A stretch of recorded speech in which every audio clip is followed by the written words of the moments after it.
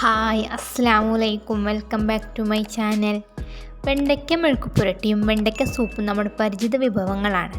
പോഷക സമൃദ്ധമായ വെണ്ടയ്ക്ക മപ്പാസ് എങ്ങനെ തയ്യാറാക്കുന്നതെന്ന് നോക്കാം.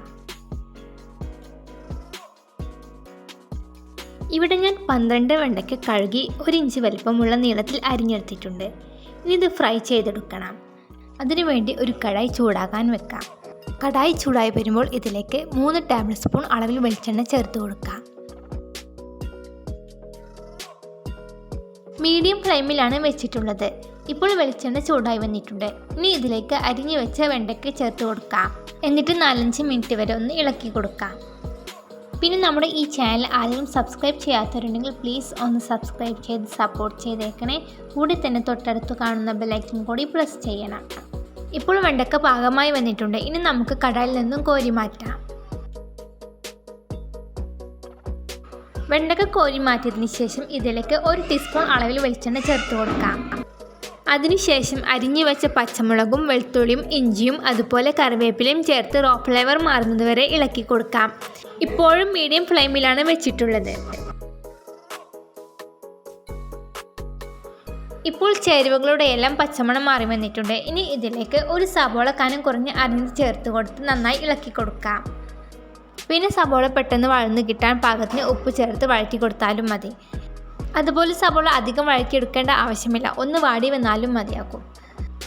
ഇപ്പോൾ ഇത് വഴന്നു വന്നിട്ടുണ്ട്. ഇനി ഇതിലേക്ക് 1 തക്കാളി അരിഞ്ഞ് ചേർത്ത് കൊടുത്ത് നന്നായി ഇളക്കി കൊടുക്കാം.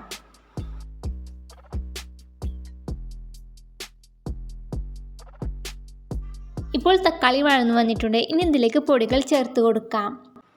ഞാനിതിലേക്ക് മല്ലിപ്പൊടി, മുളകുപൊടി, മഞ്ഞൾപ്പൊടി, ഗരം മസാലയാണ് ചേർത്ത് കൊടുക്കുന്നത്. ഇനി ഇതിലേക്ക് ഫ്രൈ ചെയ്ത് വെച്ച ഒക്രയും ചേർത്ത് കൊടുത്ത് നന്നായി ഇളക്കി യോജിപ്പിച്ചെടുക്കാം.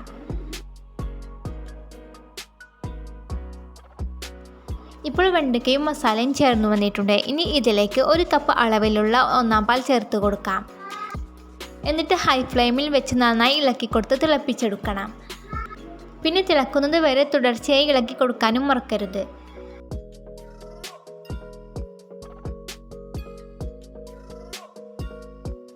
ഇപ്പോൾ ഇത് തിളച്ചു വരുന്നുണ്ട്. ഇനി ഇതൊന്ന് നന്നായി വറ്റി വരണം. ഇനിയും നന്നായി ഇളക്കി കൊടുക്കാം. അങ്ങനെ ഇത് വറ്റി വന്നിട്ടുണ്ട്. ഇനി ഇതിലേക്ക് കുരുമുളക് പൊടിയും 1-ാം പാലും ചേർത്തിളക്കി കൊടുക്കാം.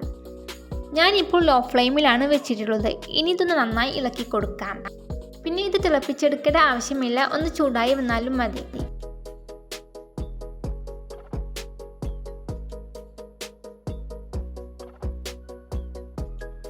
ഇപ്പോൾ ഇത് ചൂടായി വന്നിട്ടുണ്ട്. ഇനി നമുക്ക് ഫ്ലെയിം ഓഫ് ചെയ്യാം. അതിനുശേഷം ഇതിലേക്ക് താളിച്ചത് റെഡിയാക്കിയെടുക്കാം. താളിച്ചെടുക്കാൻ വേണ്ടി ഒരു ചീനച്ചട്ടി ചൂടാകാൻ വെച്ചിട്ടുണ്ട്. ചീനച്ചട്ടി ചൂടായി വരുമ്പോൾ ഇതിലേക്ക് പാകത്തിന് വെളിച്ചെണ്ണയും ചേർത്ത് കൊടുക്കാം. വെളിച്ചെണ്ണ ചൂടായി വന്നതിന് ശേഷം ഇതിലേക്ക് അരിഞ്ഞു വെച്ച ചെറിയുള്ളി ചേർത്ത് കൊടുത്ത് നന്നായി ഇളക്കി കൊടുക്കാം. ഇപ്പോൾ ഇത് ലൈറ്റ് ബ്രൗൺ കളറായി വന്നിട്ടുണ്ട്. ഇനി ഇതിലേക്ക് 1 തണ്ട് കറിവേപ്പിലയും ചേർത്തിളക്കി കൊടുക്കാം. അങ്ങനെ താളിച്ചെടുത്തത് റെഡി ആയിട്ടുണ്ട്. ഇനി നമുക്ക് ഫ്ലെയിം ഓഫ് ചെയ്യാം. അതിനുശേഷം കറിയിലേക്ക് ചേർത്ത് കൊടുക്കാം. താളിച്ചെടുത്തത് കറിയിലേക്ക് ചേർത്തതിന് ശേഷം നമുക്കിതൊന്ന് 10 മിനിറ്റ് വരെ ഒന്ന് മൂടി വെച്ച് കൊടുക്കാം. അതിനുശേഷം നമുക്ക് സെർവ് ചെയ്യാവുന്നതാണ്. അപ്പോൾ എല്ലാവരും ഈ രുചികരമായ വെണ്ടയ്ക്ക മപ്പാസ് ട്രൈ ചെയ്ത് നോക്കണം. എന്നിട്ട് നിങ്ങളുടെ അഭിപ്രായങ്ങൾ താഴെ കമൻറ്റ് ബോക്സിൽ അറിയിക്കാനും മറക്കരുത്. പിന്നെ ഈ വീഡിയോ ലൈക്ക് ചെയ്യുക, ഷെയർ ചെയ്യുക. അപ്പോൾ ഇൻഷാ അല്ലാഹ് നല്ലൊരു റെസിപ്പിയുമായിട്ട് അടുത്തൊരു ദിവസം കാണാം. Thanks for watching. ബൈ.